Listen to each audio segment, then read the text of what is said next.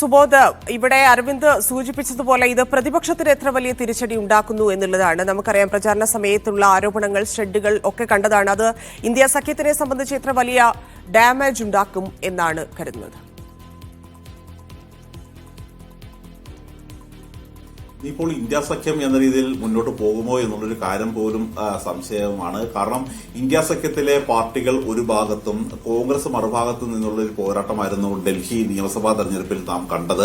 കാരണം കെജ്രിവാളിന് വേണ്ടി ഇവിടെ പ്രചരണത്തിന് എത്തിയവർ ആരൊക്കെയായിരുന്നു എന്ന് പരിശോധിച്ചാൽ ഇക്കാര്യങ്ങൾ അറിയാൻ പറ്റും. ഉത്തർപ്രദേശിലെ മുൻ മുഖ്യമന്ത്രിയും സമാജ്വാദി പാർട്ടി ദേശീയ അധ്യക്ഷനുമായിട്ടുള്ള അഖിലേഷ് യാദവ് അടക്കമുള്ള നേതാക്കന്മാരാണ് ഇവിടെ പ്രചരണത്തിനെത്തിയത്. മാത്രമല്ല എൻസിപിയുടെ പിന്തുണ ഇവർക്ക് തന്നെയായിരുന്നു, അരവിന്ദ് കെജ്രിവാളിനായിരുന്നു. ടിഎംസിയുടെ പിന്തുണ തന്നെ അരവിന്ദ് കെജ്രിവാളിനായിരുന്നു. ടിഎംസിയിലെ പല പ്രധാനപ്പെട്ട നേതാക്കന്മാരും അവരുടെ പിന്തുണ ഉറപ്പു നൽകുകയും ചെയ്തിരുന്നു. ആ തരത്തിൽ അങ്ങനെ ആയിരുന്നു ആം ആദ്മി പാർട്ടിയെ ഇന്ത്യ സഖ്യത്തിലെ പാർട്ടികൾ പിന്തുണച്ചത്. പക്ഷേ അപ്പോൾ പോലും ഇന്ത്യ സഖ്യത്തിലെ ഒരു പൊതുധാരണയുണ്ട്. അതായത് ലോക്സഭാ തെരഞ്ഞെടുപ്പിന് വേണ്ടി ഒരുമിച്ച് നിൽക്കുകയും സംസ്ഥാനങ്ങളിലെ തെരഞ്ഞെടുപ്പിൽ ബിജെപിയെ തോൽപ്പിക്കാൻ ശേഷിയുള്ള പാർട്ടി ഏതാണോ ആ പാർട്ടിക്ക് പിന്തുണ കൊടുക്കുക എന്നുള്ളതായിരുന്നു തീരുമാനമുണ്ടായിരുന്നത്. പക്ഷേ ഇവിടെ പോലും ബിജെപിക്ക് പിന്തുണ കൊടുക്കാൻ, ബിജെപിയെ തോൽപ്പിക്കാൻ സാധ്യതയുള്ള ഒരു പാർട്ടിയായി പൊതുവെ വിലയിരുത്തപ്പെട്ടിരുന്നത് ആം ആദ്മി പാർട്ടിയാണ്. പക്ഷേ ആ തരത്തിലുള്ള ഒരു പിന്തുണ നൽകാനായിട്ട് കോൺഗ്രസ് തയ്യാറായില്ല. കോൺഗ്രസ് തയ്യാറായില്ലെന്ന് മാത്രമല്ല, പലപ്പോഴും നരേന്ദ്രമോദിയെക്കാളും അമിത്ഷായെക്കാളും ഉച്ചത്തിൽ ഏറ്റവും കൂടുതൽ നിശ്ചിതമായി അരവിന്ദ് കെജ്രിവാളിനെ വിമർശിച്ചിരുന്നത് ഇദ്ദേഹമായിരുന്നു, രാഹുൽ ഗാന്ധി ആയിരുന്നു.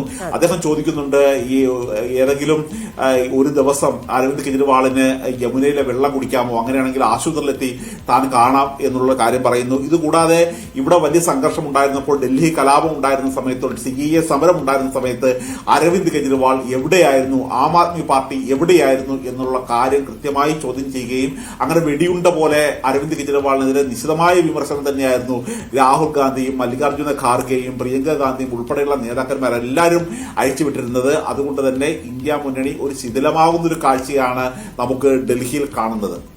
ഈ സുബോധ് പറഞ്ഞതുപോലെ അതിനൊപ്പം തന്നെ പറയേണ്ട കാര്യമാണ്, ബി.ജെ.പിയുടെ ബി ടീം ഉൾപ്പെടെയുള്ള വലിയ ഗുരുതരമായിട്ടുള്ള ആരോപണങ്ങളാണ് അവിടെ നടത്തിയത് എന്നുള്ളതാണ്. അപ്പോൾ യഥാർത്ഥ ശത്രുവിനെ തിരിച്ചറിയാത്തത് കൊണ്ടല്ല, പക്ഷേ ഈ പറയുന്ന ഒരു ക്ലാഷ് അവിടെ ഉണ്ടാക്കിയതുകൊണ്ട് ഈ പറയുന്ന പോലെ ഇന്ത്യ സഖ്യം ഇനി എങ്ങനെ മുന്നോട്ട് പോകും, ഇല്ലെങ്കിൽ അത് ഇനി യാഥാർത്ഥ്യമാകാനുള്ള സാധ്യത എന്നൊക്കെയുള്ളത് കാണുന്നുണ്ട്.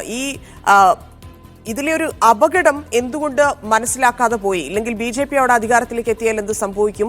മറ്റ് സ്റ്റേറ്റുകളിലെ പോലെ ഇല്ലെങ്കിൽ അവിടെങ്ങളിലെല്ലാം നടക്കുന്നത് പോലെയുള്ള കാര്യങ്ങൾ, ഇതൊന്നും രണ്ട് പാർട്ടിയെ സംബന്ധിച്ചും അറിയാത്ത കാര്യങ്ങൾ പോലും അല്ല. അപ്പം എന്തുകൊണ്ട് ഇതിനു മുമ്പേ ഈ അപകടം മനസ്സിലാക്കി പ്രവർത്തിക്കാൻ സാധിച്ചില്ല? പ്രത്യേകിച്ച് ഇപ്പൊ നേരത്തെ സുമോദ് പറഞ്ഞതുപോലെ ഇത്രയധികം ആരോപണങ്ങളൊക്കെ പറഞ്ഞിട്ടുള്ളതും ആ വാഗ്വാദങ്ങൾ നടന്നിട്ടുള്ളതും പ്രധാനപ്പെട്ട നേതാക്കൾ തമ്മിലാണ് എന്നുള്ളതാണ് പ്രത്യേകത.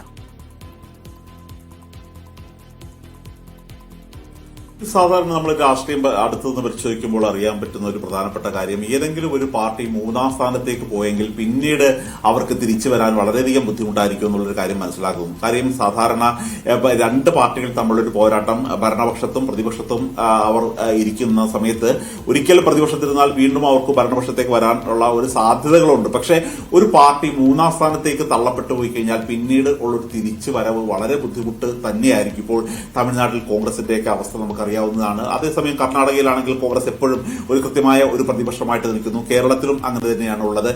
പക്ഷേ ഈ മൂന്നാം സ്ഥാനത്തേക്ക് തള്ളപ്പെട്ടു പോയ പല പാർട്ടികളും പിന്നീട് ആ സംസ്ഥാനത്ത് തന്നെ ഇല്ലാതായി പോകുന്ന ഒരു കാഴ്ചയാണ് കാണുന്നത്. അതുകൊണ്ട് തന്നെ ആ ഒരു ഭയത്തോടു കൂടിയാണ് കോൺഗ്രസ് ഈ തെരഞ്ഞെടുപ്പിനെ സമീപിച്ചത്. കോൺഗ്രസിനെ സംബന്ധിച്ചിടത്തോളം കാര്യം, ഒരു തെരഞ്ഞെടുപ്പ് എന്നുള്ളത് ഒരു പാർട്ടിയെ പുനരുജ്ജീവിപ്പിക്കാനുള്ള ഒരു അവസരമായിട്ട് തന്നെയാണ് കാണുന്നത്. കാര്യം അവരുടെ പ്രവർത്തകർക്ക് രംഗത്തിറങ്ങാനും സ്ഥാനാർത്ഥികളെ പ്രഖ്യാപിക്കാനും അവർക്ക് വേണ്ടിയുള്ള പ്രവർത്തനവും അങ്ങനെ നടത്തി കഴിയുമ്പോൾ അതിന് തൊട്ടു മുമ്പായിട്ട് തന്നെ കോൺഗ്രസ് സംഘടനാ പ്രവർത്തനം, സംഘടനാ ചട്ടക്കൂട് വിപുലീകരിക്കുന്ന ഒരു പാർട്ടിയാണിത്. പക്ഷേ ആ തരത്തിലുള്ള ഒരു പ്രവർത്തനം കൊണ്ട് ഇതൊരു കാര്യമില്ല എന്നുള്ളൊരു കാര്യം തന്നെയാണ് ഇവിടെ വ്യക്തമാക്കിയിരിക്കുന്നത്. അതുകൊണ്ട് തന്നെ ഈ ഒരു മൂന്നാം സ്ഥാനത്ത് നിന്ന് മാറി ഒരു രണ്ടാം സ്ഥാനത്തെങ്കിലും വരണം എന്നുള്ള ഒരു ലക്ഷ്യമായിരുന്നു പ്രധാനമായിട്ടും കോൺഗ്രസ് ഉണ്ടായിരുന്നത്. കോൺഗ്രസിന് തന്നെ അറിയാം, ഇത് ഒരു കാരണവശാലും അധികാരത്തിൽ എത്താൻ പോകുന്നില്ല. ഒരു ബി.ജെ.പിയോ അല്ലെങ്കിൽ ആം ആം ആദ്മിയോ തോൽപ്പിച്ചുകൊണ്ട് ഒരു രണ്ടാം സ്ഥാനം തങ്ങൾക്ക് ഒരു ഒന്നാം സ്ഥാനത്തേക്ക് തങ്ങൾക്ക് എത്താൻ കഴിയില്ല എന്നുള്ളൊരു കാര്യം. അതിന് കോൺഗ്രസ് ഇനി വേറി പിടിക്കണമെങ്കിൽ ആദ്യം വേണ്ടത് ആ കോൺഗ്രസിന്റെ തകർത്ത ശക്തി ഏതാണ് എന്നുള്ളത് തിരിച്ചറിയുകയായിരുന്നു. അങ്ങനെ കോൺഗ്രസിന്റെ തകർത്ത ഒരു പ്രധാനപ്പെട്ട ശക്തി ആം ആദ്മി പാർട്ടി തന്നെയായിരുന്നു. അങ്ങനെയാണ് 4% എന്ന രീതിയിലേക്ക് തന്നെ കോൺഗ്രസിന്റെ ഒരു പോളിംഗ് റേറ്റ് താഴ്ന്നു പോയത്. അതുകൊണ്ട് ഇനി ആം ആദ്മി നശിക്കാതെ കോൺഗ്രസിന് വീണ്ടും വളരാനാവില്ല എന്നുള്ളൊരു കണ്ടെത്തലിലൂടെയാണ് കോൺഗ്രസ് വളരെ ശക്തമായിട്ടുള്ള ഒരു പ്രചരണം തുടങ്ങിയത്. മാത്രമല്ല ദേശദ്രോഹിയാണ് എന്നുള്ളൊരു കാര്യം BJP പോലും പ്രഖ്യാപിച്ചിട്ടില്ല. ഈ വാർത്താ സമ്മേളനം വിളിച്ചിട്ട് ദേശീയ ട്രഷറായിരുന്ന ആളാണ്, കോൺഗ്രസിന്റെ ദേശീയ ട്രഷറാണ് ഇക്കാര്യങ്ങൾ അറിയിക്കുന്നത്. അരവിന്ദ് കെജ്രിവാൾ ദേശദ്രോഹിയാണെന്നുള്ള തരത്തിൽ. അതുകൊണ്ട് ആം ആദ്മി പാർട്ടിയെ ആക്രമിക്കുന്നതിൽ BJPയെക്കാളും ഒരു പടിയല്ല 2 പടി മുൻപ് എപ്പോഴും കോൺഗ്രസ് തന്നെയായിരുന്നു ഉണ്ടായിരുന്നത്. കോൺഗ്രസ് ഇങ്ങനെ ആക്രമിക്കുന്നതിന്റെ പ്രധാന കാര്യം ആം ആദ്മി പാർട്ടി മൊത്തത്തിൽ തുടച്ചു നീക്കിയാൽ മാത്രമാണ് ഇതൊരു പ്രതിപക്ഷം എന്ന രീതിയെങ്കിൽ പോലും ഒരു കോൺഗ്രസിന് ഒരു വളരാനൊരു അവസരം ഉണ്ടാകുക. അതിനുവേണ്ടിയായിരുന്നു അവർ മത്സരിച്ചത്. അവർ പ്രതീക്ഷിച്ചിരുന്നത് ഒരു 5 സീറ്റെങ്കിലും കിട്ടും, പല സ്ഥലങ്ങളിൽ രണ്ടാമത് എത്തുമെന്നുള്ളതായിരുന്നു. പക്ഷെ അവരുടെ ആ തരത്തിലുള്ള കണക്കൂട്ടലാണ് ഡൽഹിയിൽ തെറ്റിപ്പോയത്.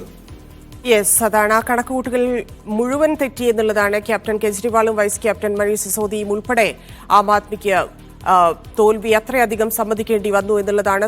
സർക്കാർ രൂപീകരണ ചർച്ചകളിലേക്ക് BJP കടക്കുന്നു. ഒരു തരി പോലുമില്ലാതെ കോൺഗ്രസ് വീണ്ടും ഡൽഹിയിൽ മാറുന്നു എന്നുള്ള കാഴ്ചകളാണ് ഡൽഹിയിൽ നിന്ന് വരുന്നത്.